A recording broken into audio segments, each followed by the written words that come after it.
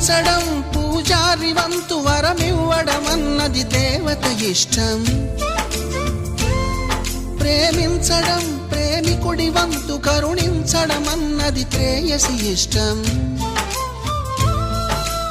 ఎందువల్ల నిన్ను ప్రేమించిందో చిన్ని మనసుకే తెలియదుగా, నిన్ను మరవడం జరగదుగా.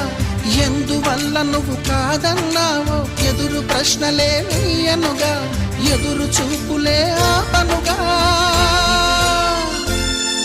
ఏనాటికో ఒకనాటికి నీ ప్రేమ సాధిస్తా. నిన్ను చూడాలని ఉన్నా, నిన్ను చూడాలని ఉన్నా, నీ